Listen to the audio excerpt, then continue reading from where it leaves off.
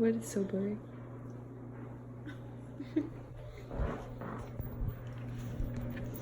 Okay. So my name is Madison, and this is my persuasive speech. In today's society, like the younger generation has been like way more experimental to like sexual activity nowadays, and the percentage of teen girls who become pregnant has like gone up like since stuff has evolved and all that. But whether or not like they're educated on the topic, like using birth control is a huge factor that like saves teens from becoming parents at like such a young age. But like teen pregnancy overall, like over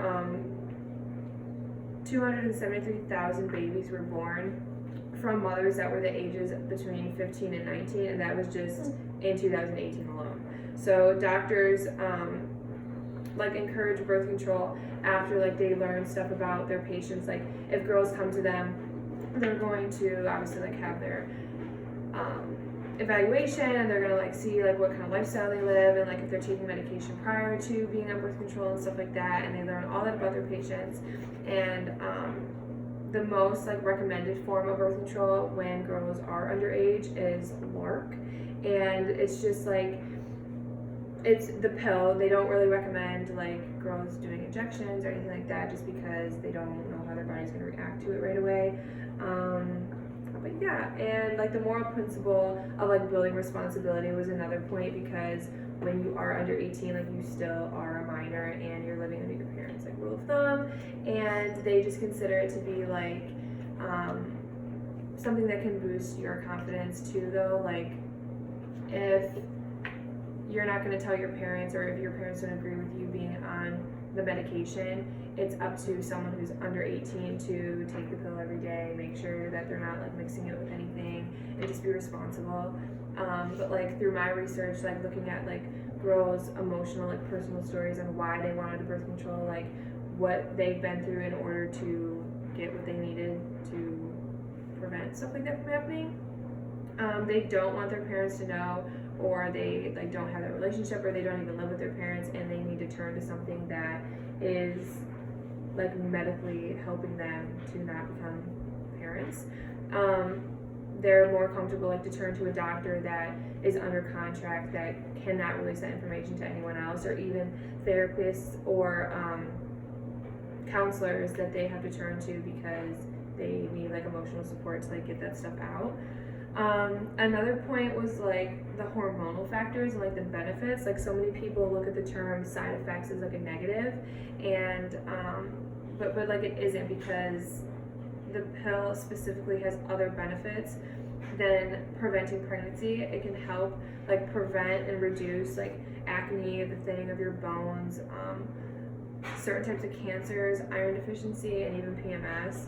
And all those like statistics are found on like basic websites that like girls can research and just get more information about, like even Planned Parenthood, like stuff that would never get back to their parents and stuff like that. And the overall like point of it isn't to like hide it from their parents, or like only like be a personal story between the patient and the doctor, but for the people who like need it and their parents like say no, like it shouldn't be an issue. If your doctor is recommending it to you and like studies show that you can benefit from it, then it should be allowed. But like overall, like parents want their kids to succeed, and like having a baby at such like a tender age can like hinder someone's like high school career, because obviously if you're under the age of 18, you're still going to be in high school, and you know most people who become pregnant, they will drop out because they need to take care of the baby. And a lot of parents like worry about it, because that means like they're not going to get their diploma, and they're not going to have a job, and they're going to have to stay with their parents because they don't have like a decent income to support a family. But even like if the kids were to stay in school, you know, most classes of like PE and gym like offer sexual ed, but it gives a very like basic thin line of what becoming like a teen mom would be like. I mean, like you're never gonna get the full like aspect of what it's like unless you're living it, and that's like what people are trying to avoid. But yeah, no, it just introduces the idea of like what it would be like on top of, you know, how to just go about the situation overall. But no, like all those points like create like a solid foundation that make up the benefits of why minors should be allowed to use birth control without like their parents' consent. I mean, building responsibility, like the hormonal factors that even though like birth control has said like, oh yeah, it like messes with you in this way and that way, like it's not true. Everyone's different, like everyone's body's different, and it just depends on what form of birth control you're taking. Like if you're taking the pill, if you're taking an injection, how often you're taking it, and things like that.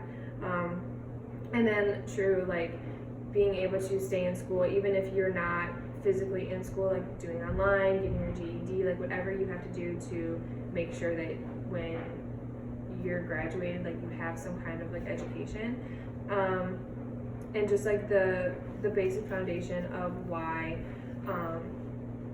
like minors and people under the age of 18 should be allowed to take the pill. Like it's just something that should be morally like accepted in our society, knowing like how many girls are sexually active nowadays and more experimental and hide it from their parents and aren't comfortable like going to them. They should be able to like turn to something that's like medically helping them if that's what their bodies need.